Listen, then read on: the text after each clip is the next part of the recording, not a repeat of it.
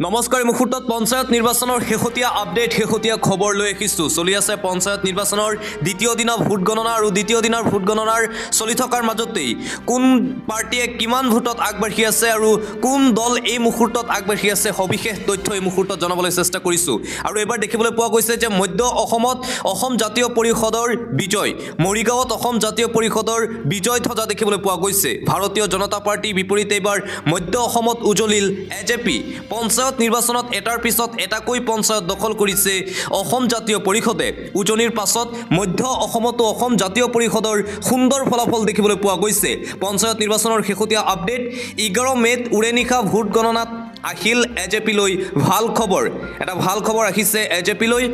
57 নং কলমৌবাৰী আঞ্চলিক পঞ্চায়তত এজেপি প্ৰাৰ্থী নজৰুল ইছলামৰ বৃহৎ জয় 72 নং মিকিৰগাঁও 3 নং ৱাৰ্ডত এজেপিৰ মিজোৰামা চুলতানাৰ বিপুল ভোটত জয়লাভ হোৱাৰ খবৰ উজনি মধ্য অসমত এজেপিৰ ফলাফলক লৈ লুৰিণজ্যোতি গগৈৰ প্ৰশংসা লুৰিণজ্যোতি গগৈয়ে প্ৰতিক্ৰিয়া প্ৰকাশ কৰিছে সকলো দলীয় কাৰ্যকৰ্তাক অশেষ ধন্যবাদ জ্ঞাপন কৰিছে লুৰিণজ্যোতি গগৈয়ে আৰু প্ৰথমবাৰৰ বাবে এইবাৰ পঞ্চায়ত নিৰ্বাচন খেলি আছে অসম জাতীয় পৰিষদ আৰু অসম জাতীয় পৰিষদৰ এই ফলাফল দেখিবলৈ পোৱা গৈছে যোৱাকালি উজনি অসমত কেইবাটাও প্ৰান্তত বিজয় সাব্যস্ত কৰিছিল অসম জাতীয় পৰিষদৰ সমৰ্থিত প্ৰাৰ্থীসকলে আৰু আজি পুনৰ আহিল এটা ভাল খবৰ এজেপিলৈ যে বিজেপিৰ বিপৰীতে এইবাৰ মধ্য অসমত এজেপি সমৰ্থিত দুগৰাকীকৈ প্ৰাৰ্থীয়ে জয়লাভ কৰিছে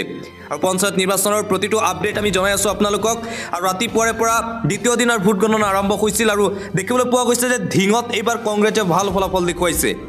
ধিঙত AIUDF আৰু বিজেপিক উফৰাই কংগ্ৰেছে আগবাঢ়ি আছে বৃহৎ ভোটৰ ব্যৱধানত ধিঙত বিজেপিক উফৰাই কংগ্ৰেছ হাজাৰ হাজাৰ ভোটত অগ্ৰগতিত আছে কংগ্ৰেছৰ প্ৰাৰ্থীসকল কংগ্ৰেছৰ যিসকল কেণ্ডিডেট আছিল ধিং সমষ্টিৰ আৰু সেই ধিং সমষ্টিৰ বিভিন্ন পঞ্চায়তত এতিয়া আগবাঢ়ি আছে কংগ্ৰেছ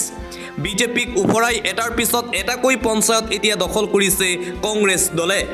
ইটোৰ পিছত সিটো ভাল খবৰ আহিছে কংগ্ৰেছ দলৰ বাবে ধিঙৰ 4টা জিলা পৰিষদত কংগ্ৰেছৰ জয়যাত্ৰা দেখিবলৈ পোৱা গৈছে হাজাৰ হাজাৰ ভোটত বিজেপিতকৈ অগ্ৰগতি কংগ্ৰেছৰ বৃহৎ ভোটৰ ব্যৱধানত আগবাঢ়ি আছে 6 নং বালিসত্ৰ জিলা পৰিষদত কংগ্ৰেছৰ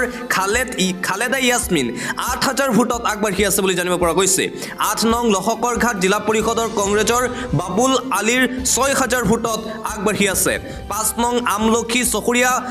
জিলা পৰিষদৰ কংগ্ৰেছৰ নাৰ্গিছ পাৰবিন 2000 ভোটত আগবাঢ়ি আছে বুলি জানিব পৰা গৈছে 7 নং বেছামাৰী জিলা পৰিষদত কংগ্ৰেছৰ মতিউৰ ৰহমান 1000 ভোটত আগবাঢ়ি আছে বিজেপিক উপৰাই এটাৰ পাছত আন এটা পঞ্চায়ত এতিয়া দখল কৰিছে কংগ্ৰেছ দলে আৰু পুনৰ আহিল কংগ্ৰেছ দলৰ বাবে ভাল খবৰ নগাঁও জিলাৰ ধিং সমষ্টিৰ পঞ্চায়তসমূহত এতিয়া কংগ্ৰেছৰ বিজয় দেখিবলৈ পোৱা গৈছে ইতিমধ্যে নগাঁও জিলাৰ ধিং সমষ্টিৰ 30 নং বিলতীয়া গাঁও পঞ্চায়তৰ কংগ্ৰেছ দলৰ যিগৰাকী মনোনীত প্ৰাৰ্থী আছিল আঞ্চলিক সদস্য পদৰ প্ৰাৰ্থী বুলবুল হুছেনে বৃহৎ ভোটৰ ব্যৱধানত জয়লাভ কৰিছে আৰু আনপিনে নগাঁও জিলাৰ 4খন জিলা পৰিষদত বৰ্তমানলৈকে কংগ্ৰেছৰ বৃহৎ ভোটৰ ব্যৱধানত আগবাঢ়ি আছে এক প্ৰকাৰ জয় প্ৰায় নিশ্চিত হৈ পৰিছে 4 জিলা পৰিষদত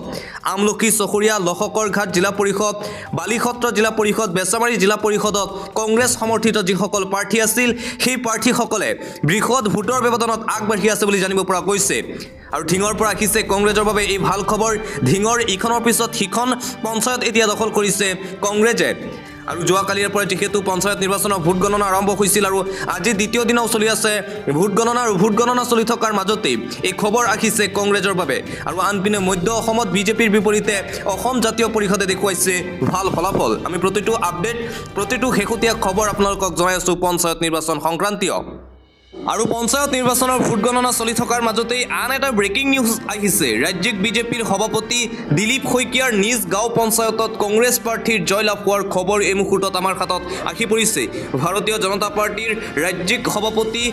দিলীপ শইকীয়াৰ নিজ গাঁও পঞ্চায়তত কংগ্ৰেছ প্ৰাৰ্থীৰ জয়লাভ